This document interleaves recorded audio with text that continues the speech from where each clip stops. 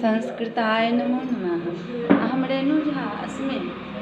अद्य शास्त्रे तृतीयखण्डस्य छात्रान् शीर्षकः वर्तते महाकविकालिदासस्य विरचित रघुवंशमहाकाव्यस्य 14 सर्गस्य 21-22 श्लोकस्य पाठयामि।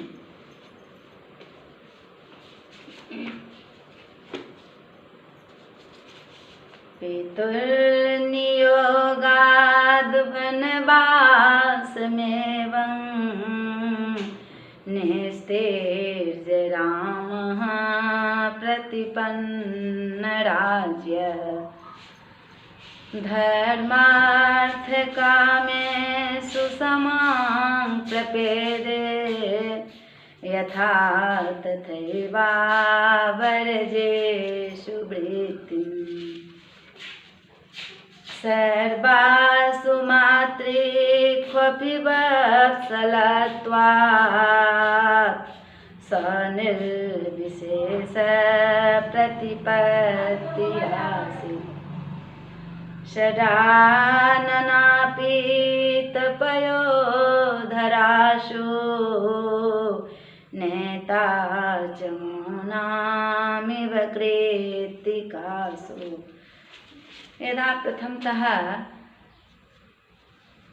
21 श्लोकस्य अन्वयः रामः एवं पितुः नियोगात्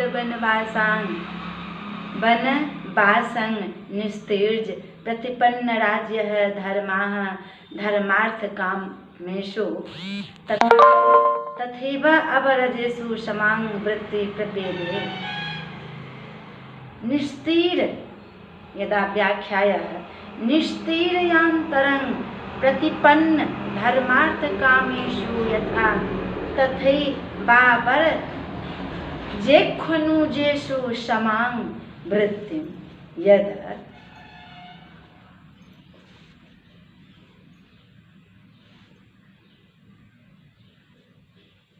एवं इत्थं पितुः दशरथस्य नियोगात् आदेशात् वनवशां विपिनवासं दिष्टि निस्तीर्जं व्यतिक्रम्य प्रतिपन्नराज्यः सम्प्राप्त सम्राज्यः रामः रघुनन्दनः यथा येन प्रकारेण धर्मार्थकामेषु त्रिविधपुरुषार्थेषु तथैव तेन व्यवहारेणैव अवजरेषु लघुभ्रातृषु समां तुल्यां वृत्तिं व्यवहारं प्रपेदे। यदा पुनः कथयतु यत् धर्मार्थकामेषु किं पुरुषार्थत्रये तथा एव तेन प्रकारेणैव अवजरेषु अनुजेषु भरतलक्ष्मण शत्रुघ्नेषु त्रिषु समां तुल्यरूपां भेदभावरहितामेकरूपां वृत्तिं व्यवहारं प्रपेदे प्राप्तवान्। समासः वने वासः वनवासः तं वनवासं यद् राज्ञः कर्मभावो वा राज्यं प्रतिपन्नं राज्यं येन सह प्रतिपन्नराज्यः धर्मश्च अर्थश्च कामश्चेति धर्मार्थकामाः तेषु धर्मार्थकामेषु अवरन् जाता अवरजाः तेषु अवरजेषु। भावार्थः यदा एवं पूर्वोक्त प्रकारेण श्रीरामः पितुः राज्ञो दशरथस्यादेशं पालयन् 14 वर्षपर्यन्तं वनवासं समनुभूय यद अयोध्याराज्यमुपलभ्य धर्मार्थकामान् पुरुषार्थान् समानरूपेण वेदमानो अर्थात सेवामानो भरत लक्ष्मण शत्रुघ्नेषु त्रिषु भ्रातृषु अवैषम्येन यद व्यवहृतवानिति अर्थात वानिति भाव। बच्चों ध्यान देना, अब यहाँ कह रहे हैं, चूँकि मैं संस्कृत में आपको समास भावार्थ व्याख्या समझाए, अन्वय, और हिंदी में समझा रही हूँ ताकि हमारे बच्चे दोनों चीज़ समझे, संस्कृत हिंदी। तो यहाँ अब कह रहे हैं, ध्यान देना, कि इस प्रकार पिता की आज्ञा मानकर वनवास की अवधि बिताकर, वनवास के अवधि बिताने वाला कौन? श्री राम। किनके पुत्र? दशरथ के पुत्र। और वनवास काट के अर्थात 14 वर्ष बिताने के बाद लौटे। कहाँ लौटे? अयोध्या लौटे। और कह रहे हैं कि अपने पिता के राज पुनः पाया। और जब अयोध्या लौटे वन से, तो उन्हें तो फिर राज्याभिषेक, और उनको तो राजगद्दी अर्थात पिता की जो आज्ञा आदेश था जो नहीं हो सका, उनको उस कार्यभार अर्थात राजगद्दी पुनः प्राप्त किए और राजा पुनः बने। राम बने कि नहीं? जिस प्रकार धर्म, अर्थ और काम, धर्म, अर्थ और काम साथ समान व्यवहार करते थे, के साथ समान व्यवहार करते थे, उसी प्रकार अपने भाइयों के साथ, कौन?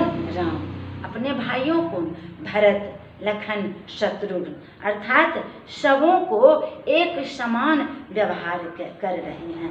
यही तो हमारे धर्मार्थ काम मोक्षेषु, यही तो सिखलाते हैं। तो उसी धर्म के अनुकूल बराबर सबको देख रहे हैं। कौन? राम। वो तो स्वयं पुरुषोत्तम राम भगवान थे, वो तो परब्रह्म परमात्मा थे, उनके बारे में कहा ही क्या जा सकता है। पुनः 22 श्लोकस्य अन्वयः सबलसत्वात् यदा अन्वयः स वत्सलत्वात् सर्वासु मातृषु अपि निर्विशेष प्रतिपत्तिः आसीत् चमूनां नेता षडानना पीतपयोधरासु कृत्तिकासु इव यदा संजीवनी स रामो वत्सलत्वात् स्निग्धत्वात्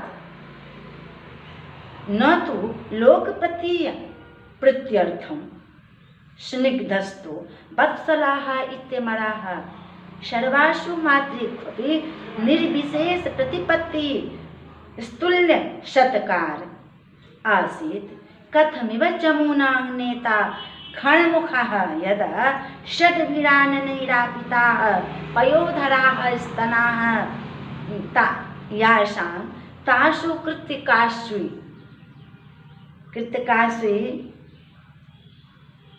इव यदा व्याख्याय सः रामः वत्सलत्वात् स्निग्धत्वात् सर्वासु सकलासु मातृषु अपि जननीषु अपि चमूनां देवानां नेता नायकः सेनानी कार्तिकेयः। सेनानी नायकः कः? तो कार्तिकेयः। यदा षडानना पीतपयोधरासु षण्मुख पीतस्तनासु अर्थात षण्मुख पीतस्तनासु किं कृत्तिकासु कृत्तिकाख्या तारासु इव निर्विशेष प्रतिपत्तिः किं यदा तुल्यकारः अवैषम्येन सर्वासु मातृकु व्यवहृत अर्थात व्यवहृतवानित्यर्थः। वत्सलस्य भावः वत्सलत्वं समासः यस्याः सा निर्विशेषा प्रतिपत्ति तानि आननानि इति षडाननानि न पीतपयोधराः तासु षडानना पीतपयोधराः। यदा भावार्थः यथा षडाननाः किं कार्तिकेयः कः कार्तिकेयः षट्सु कृत्तिकासु समान स्नेहवान आसीत् तथैव श्रीरामोऽपि त्रिस्त्रिक्ष्वपि मातृषु कौसल्या सुमित्रा कैकेयी समान व्यवहारान् बभूवेति भावः। किं समान व्यवहारेति बभूवेति भावः। किं व्यवहारवान।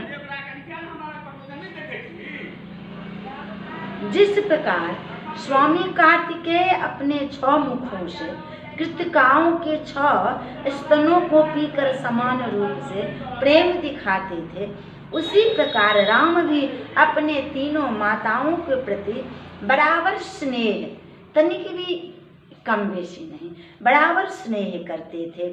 शास्त्रों में कृतिका नक्षत्र की संख्या 3 है, पर इसलिए षडानन कार्तिकेय के पीने के लिए 3 कृतिकाओं का अर्थात 6 मुख 6 स्तनों का होना उचित ही है। संस्कृताय नमो नमः।